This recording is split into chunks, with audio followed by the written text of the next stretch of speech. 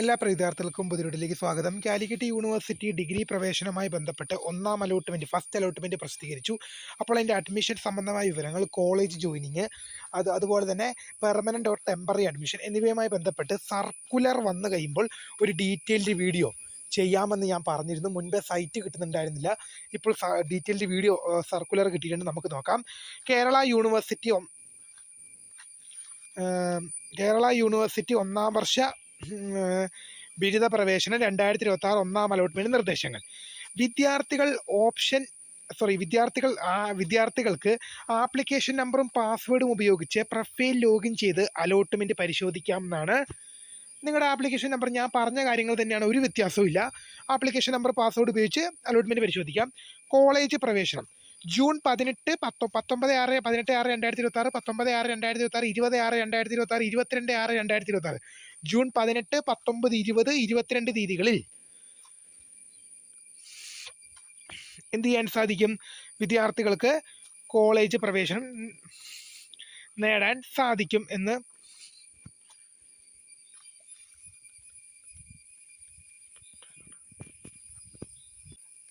ഈ നിർദ്ദേശിച്ച രീതികളിലാണ് കോളേജ് പ്രവേശനം നേടേണ്ടത്.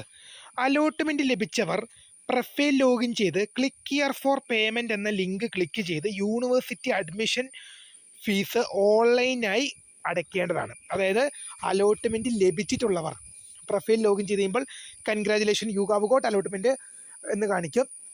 അലോട്ട്മെന്റ് ലഭിക്കാത്തവർ sorry you have no allotment എന്ന് കാണിച്ചു കഴിഞ്ഞാൽ പേടിക്കേണ്ടതൊന്നുമില്ല, അടുത്ത അലോട്ട്മെന്റിന് വേണ്ടി വെയിറ്റ് ചെയ്യുക. അലോട്ട്മെന്റ് ലഭിച്ചവർക്ക് congratulation, you have got allotment എന്ന് കാണിക്കും. അങ്ങനെ കാണിക്കുകയാണെങ്കിൽ അലോട്ട്മെന്റ് ലഭിച്ചവർ പ്രൊഫൈൽ ലോഗിൻ ചെയ്ത് ക്ലിക്ക് ഹിയർ ഫോർ പേയ്മെന്റ് എന്ന ലിങ്കിൽ ക്ലിക്ക് ചെയ്ത് യൂണിവേഴ്സിറ്റി അഡ്മിഷൻ ഫീസ് ഓൺലൈനായി ഒടുക്കേണ്ടതാണ്.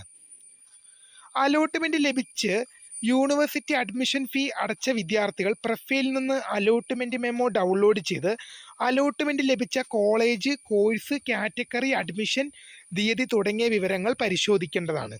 ഇത് അലോട്ട്മെന്റ് ലഭിച്ച വിദ്യാർത്ഥികൾക്ക് മാൻഡറ്ററി ഫീ അടയ്ക്കാനുള്ള ഒരു ഓപ്ഷൻ കാണും. ആ ഓപ്ഷനിലൂടെ നിങ്ങൾ മാൻഡറ്ററി ഫീ അടച്ചു കഴിഞ്ഞാൽ നിങ്ങൾക്ക് എന്ത് ചെയ്യും? ഒരു അലോട്ട്മെന്റ് മെമ്മോ ഡൗൺലോഡ് ചെയ്യാൻ കിട്ടും. അപ്പോൾ ഈ 18, 19, 20, 22 തീയതികളിൽ ഉണ്ടെങ്കിലും നിങ്ങളുടെ അലോട്ട്മെന്റ് മെമ്മോയിൽ നിങ്ങൾ കോളേജിൽ പോകേണ്ട ഡേറ്റ് എഴുതിയിട്ടുണ്ടാവും. നിങ്ങൾ കോളേജിൽ അഡ്മിഷൻ എടുക്കുന്ന ഡേറ്റിൽ എഴുതിയിട്ടുണ്ടാവും. ഈ 4 ദിവസം അഡ്മിഷൻ പ്രൊസീജിയർ ഉണ്ട്. ഈ 4 ദിവസം അഡ്മിഷൻ പ്രൊസീജിയർ ഉണ്ടെങ്കിലും അലോട്ട്മെന്റ് മെമ്മോയിൽ പറഞ്ഞിരിക്കുന്ന ഡേറ്റിൽ നിങ്ങൾ കോളേജിൽ പോകാൻ പ്രധാനമായി ശ്രദ്ധിക്കേണ്ടതാണ്. അലോട്ട്മെന്റ് മെമ്മോയിൽ പറഞ്ഞ ഡേറ്റിൽ കോളേജിൽ പോകാൻ ശ്രദ്ധിക്കേണ്ടതാണ്.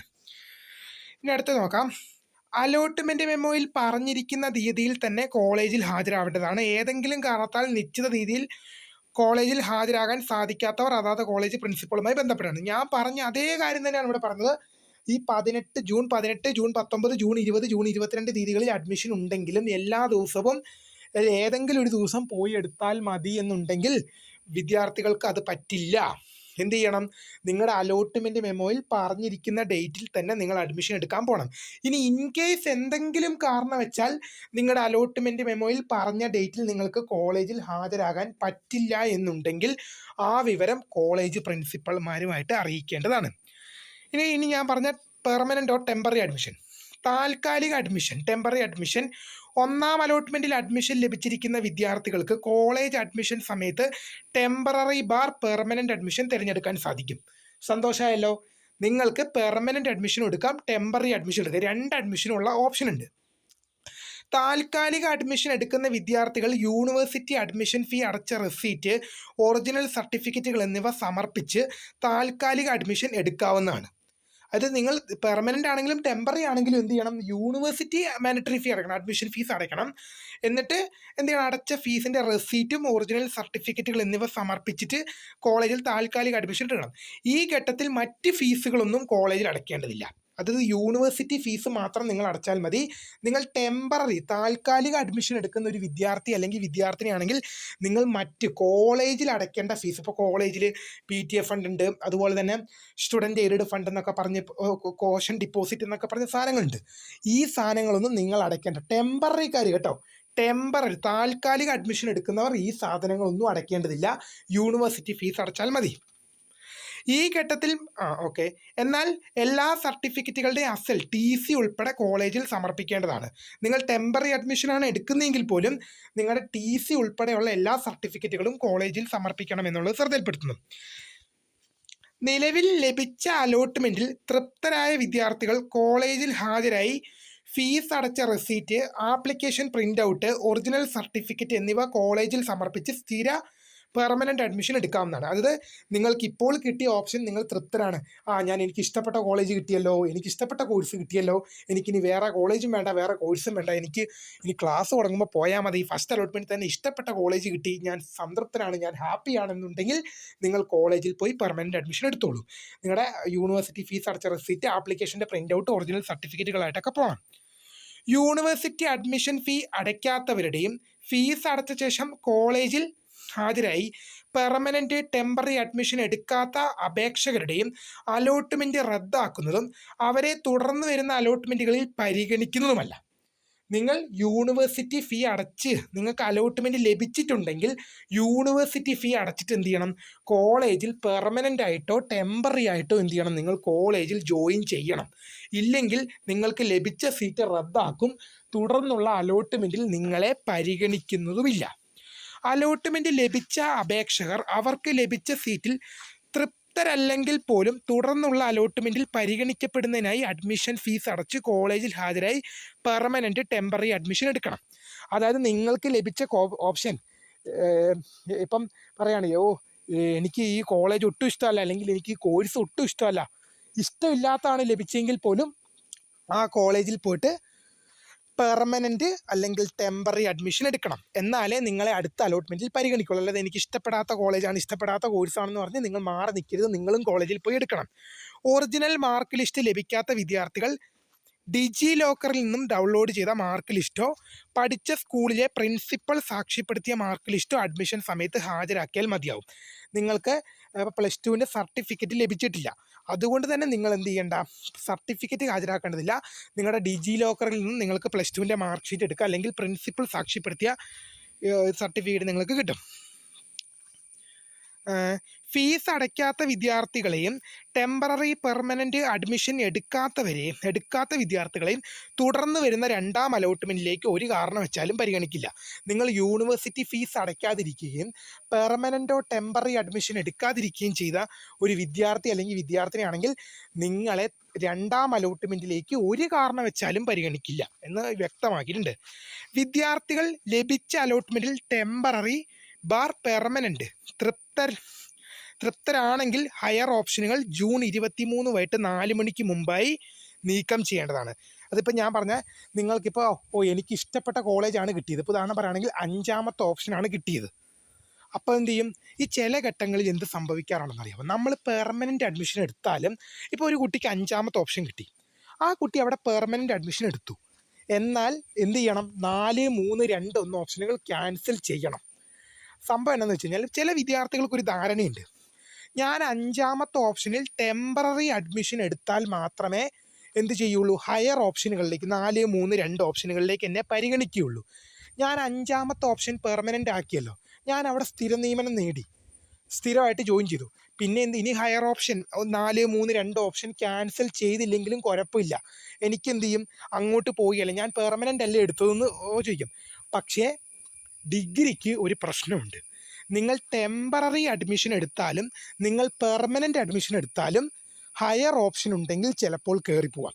ഇപ്പം കഴിഞ്ഞ വർഷങ്ങളിലൊക്കെ ഇത് എല്ലാ വർഷങ്ങളിലും സംഭവിക്കുന്നതാണ്. ഇപ്പോൾ ഉദാഹരണം പറയുകയാണെങ്കിൽ ഒരു വിദ്യാർത്ഥി 5ാമത്തെ ഓപ്ഷനിൽ പെർമനൻ്റ് അഡ്മിഷൻ എടുത്തു. 5ാമത്തെ ഓപ്ഷൻ ഇഷ്ടപ്പെട്ട കോളേജായിരുന്നു, ഇഷ്ടപ്പെട്ട കോഴ്സായിരുന്നു, പെർമനൻ്റ് അഡ്മിഷൻ എടുത്തു. 4, 3, 2, 1 ഓപ്ഷനുകൾ ക്യാൻസൽ ചെയ്തില്ല.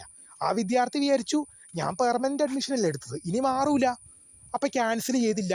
പക്ഷേ രണ്ടാം അലോട്ട്മെൻറ്റ് വരുമ്പോൾ 4, 3, 2, 1 ഓപ്ഷനുകളിലേക്ക് മാറിക്കഴിഞ്ഞാൽ നിങ്ങൾ പെർമനൻ്റ് ആണെങ്കിലും ടെമ്പററി ആണെങ്കിലും നിങ്ങളുടെ സർട്ടിഫിക്കറ്റുകളും കാര്യങ്ങളുമായിട്ട് പൊക്കോണം. അങ്ങനെയാണ്. അതായത് ഞാൻ 5ാമത്തെ ഓപ്ഷനിൽ പെർമനൻ്റ് ആയിരുന്നു എടുത്തത്, 4, 3, 2, 1 ഓപ്ഷനുകൾ ക്യാൻസൽ ചെയ്യാൻ മറന്നുപോയി, എനിക്ക് ഇപ്പം ഒന്നാം അലോട്ട്മെൻറ്റിൽ ഫസ്റ്റ് അലോട്ട്മെൻറ്റിൽ കിട്ടിയ കോളേജും കോഴ്സും മതി, സെക്കൻഡിൽ കിട്ടിയത് വേണ്ട എന്ന് പറഞ്ഞാലൊന്നും പണി നടക്കൂല. ഫസ്റ്റ് അലോട്ട്മെൻറ്റിൽ കിട്ടിയ കോളേജ് ഇഷ്ടമാണെങ്കിൽ, ഇഷ്ടപ്പെട്ട കോളേജും കോഴ്സും ആണെങ്കിൽ ഹയർ ഓപ്ഷൻസ് ജൂൺ മാസം 23 വൈകിട്ട് 4 മണിക്ക് മുമ്പ് ക്യാൻസൽ ചെയ്യണം. അല്ലെങ്കിൽ സെക്കൻഡ് അലോട്ട്മെൻറ്റിൽ അത് മാറിക്കഴിഞ്ഞാൽ എനിക്ക് ആദ്യം ഉണ്ടായിരുന്ന കോളേജ് മതി, എനിക്ക് പുതിയ കോളേജ് വേണ്ട എന്ന് എത്ര പറഞ്ഞാലും കാര്യമില്ല. പുതിയ ലഭിച്ച കോളേജിലേക്കും പുതിയ ലഭിച്ച കോഴ്സിലേക്കും നിങ്ങളുടെ സർട്ടിഫിക്കറ്റുകളും കാര്യങ്ങളൊക്കെ ആയിട്ടെടുത്ത് വണ്ടി വിട്ട് പോകേണ്ടി വരും. വേറെ ഓപ്ഷനില്ല. അതാണ് ഇവിടെ പറഞ്ഞത്. അത് തന്നെ ഞാൻ ഹയർ ഓപ്ഷനുകൾ ജൂൺ 23 വൈകിട്ട് 4 മണിക്ക് മുമ്പ് നീക്കം ചെയ്യേണ്ടതാണ്. ഹയർ ഓപ്ഷനുകൾ നിലനിർത്തുന്ന അപേക്ഷകരെ രണ്ടാം അലോട്ട്മെൻറ്റിൽ പ്രസ്തുത ഓപ്ഷനിലേക്ക് പരിഗണിക്കുകയും സീറ്റ് ലഭിക്കുന്ന പക്ഷം ഒന്നാം അലോട്ട്മെൻറ്റിൽ ലഭിച്ച സീറ്റ് നഷ്ടപ്പെടുന്നതും രണ്ടാം അലോട്ട്മെൻറ്റിൽ ലഭിക്കുന്ന ഓപ്ഷനുകൾ നിർബന്ധമായും സ്വീകരിക്കേണ്ടതുമാണ്. ഞാനിപ്പോൾ പറഞ്ഞ അതേ കാര്യം. നിങ്ങൾ പെർമനൻ്റ് അഡ്മിഷൻ എടുത്താലും നിങ്ങൾ ഹയർ ഓപ്ഷനുകൾ നിലനിർത്തിയാൽ ഹയർ ഓപ്ഷനിലേക്ക് കയറിപ്പോവാൻ ചാൻസ് ഉണ്ട്. ഇനി ഇൻ കേസ് അങ്ങനെ ഹയർ ഓപ്ഷൻ കയറിപ്പോയി കഴിഞ്ഞാൽ എനിക്ക് ആദ്യം ഉണ്ടായിരുന്ന മതി, ഫസ്റ്റ് കിട്ടിയത് മതി, സെക്കൻഡ് കിട്ടിയത് വേണ്ട എന്ന് പറഞ്ഞാൽ നടക്കൂല. സെക്കൻഡ് കിട്ടിയതിലേക്ക് പോകേണ്ടി വരും. അതാണ് ഇവിടെ കൃത്യമായിട്ട് പറഞ്ഞത്. ഇത്തരം വിദ്യാർത്ഥികൾ പഴയ ഓപ്ഷനുകളിൽ തുടരാൻ ഒരു കാരണം വെച്ചാലും സാധിക്കില്ല. ഞാൻ പറഞ്ഞില്ലേ, എനിക്ക് ഫസ്റ്റ് കിട്ടിയത് ഇഷ്ടമായിരുന്നു, ഞാൻ ഹയർ ഓപ്ഷൻ ക്യാൻസൽ ചെയ്യാൻ മറന്നുപോയി, എനിക്ക് സെക്കൻഡ് കിട്ടിയ കോളേജും കോഴ്സും വേണ്ട എന്നുണ്ടെങ്കിൽ പണി നടക്കില്ല മക്കളെ. നിങ്ങൾ കെട്ടും പാണ്ടും മുറുക്കി പോകേണ്ടി വരും. ആദ്യം കിട്ടിയ കോളേജും കോഴ്സും നിങ്ങൾക്ക് ഒരു കാരണം വെച്ചാലും അർഹതയുണ്ടായിരിക്കില്ല. ഇത്തരം വിദ്യാർത്ഥികൾക്ക് രണ്ടാം അലോട്ട്മെൻറ്റിൽ വേറെ ഓപ്ഷൻ കിട്ടുന്നവർക്ക് ഇത്തരം വിദ്യാർത്ഥികൾ പഴയ ഓപ്ഷനിൽ തുടരാൻ ഒരു കാരണം വെച്ചാലും അനുവദിക്കില്ല. പെർമനൻ്റ് അഡ്മിഷൻ എടുത്ത വിദ്യാർത്ഥികളും ലഭിച്ച അലോട്ട്മെൻറ്റിൽ തൃപ്തരാണെങ്കിൽ ഹയർ ഓപ്ഷൻ നീക്കം ചെയ്യണം. ഞാൻ പറഞ്ഞത് സംഭവം തന്നെ ഇവിടെ പറഞ്ഞത്, വേറൊന്നുമില്ല. ഞാൻ മുൻകൂട്ടി പറഞ്ഞ കാര്യം തന്നെയാണ് ഇവിടെ പറഞ്ഞത്, വേറൊന്നുമില്ല. നിങ്ങൾ പെർമനൻ്റ് അഡ്മിഷനാണ് എടുക്കുന്നതെങ്കിൽ പോലും പെർമനൻ്റ് അഡ്മിഷൻ എടുക്കുന്ന വിദ്യാർത്ഥികൾ തൃപ്തരാണെങ്കിൽ, പെർമനൻ്റ് അഡ്മിഷൻ എടുത്ത് വിദ്യാർത്ഥികൾക്ക് ലഭിച്ച അലോട്ട്മെൻറ്റിൽ തൃപ്തരാണെങ്കിൽ ഹയർ ഓപ്ഷൻ നീക്കം ചെയ്യേണ്ടതാണ്. കാരണം യൂണിവേഴ്സിറ്റി തന്നെ പറയുന്നുണ്ട്, നിങ്ങൾ പെർമനൻ്റ് അഡ്മിഷൻ എടുത്താൽ ഹയർ ഓപ്ഷൻ ഉണ്ടെങ്കിൽ ചിലപ്പോൾ അങ്ങോട്ട് കയറിപ്പോവാം, രണ്ടാം അലോട്ട്മെൻറ്റിൽ അല്ലെങ്കിൽ മൂന്നാം അലോട്ട്മെൻറ്റിൽ. അങ്ങനെ കയറിപ്പോയി കഴിഞ്ഞാൽ ആ ഓപ്ഷനിലേക്ക് മാറേണ്ടി വരും. ഞാൻ പറഞ്ഞ കാര്യം തന്നെയാണ് ഇവിടെ പറയുന്നത്, അല്ലാതെ വേറെ അധികമായിട്ട് ഒന്നും പറഞ്ഞിട്ടില്ല. ശരിക്കും പറയുകയാണെങ്കിൽ ഈ സർക്കുലറിൽ ഞാൻ ഇപ്പം ഒന്നാമത്തെ കാര്യം പറയുമ്പോൾ മുൻകൂട്ടി പറയുന്ന അതേ കാര്യങ്ങൾ തന്നെയാണ് രണ്ടാമത്തെ കാര്യത്തിൽ പറയുന്നത്. ശരിയാണല്ലോ? നിങ്ങൾക്കത് നോക്കിയാൽ തന്നെ മനസ്സിലാവും. അഡ്മിഷൻ ലഭിക്കുന്ന എല്ലാ വിദ്യാർത്ഥികളും അബാർ ID നിർബന്ധമായും ഉണ്ടാക്കേണ്ടതാണ്. ആയതിനാൽ നിലവിൽ അബാർ ID ഇല്ലാത്ത വിദ്യാർത്ഥികൾ അഡ്മിഷൻ തീയതിക്ക് മുമ്പായി www.abc.gov.in എന്ന വെബ്സൈറ്റ് സന്ദർശിച്ച് അബാർ ID ജനറേറ്റ് ചെയ്യേണ്ടതാണ്. അബാർ ID ആയിട്ട് ബന്ധപ്പെട്ട വീഡിയോ ഞാൻ പുറകെ വരുന്നുണ്ട് മക്കളെ, വെയിറ്റ് ചെയ്തോളൂ കേട്ടോ. അബാർ ID എങ്ങനെയാണ് എടുക്കേണ്ടതെന്ന് ഞാൻ കാണിച്ചു തരാം. അപ്പോൾ പുതിയൊരു വീഡിയോ കാണുന്നവരെ മൈ നെയിം ഈസ് കൃത. ഫോൺ subscribe for the guidance. Thanks for watching. By.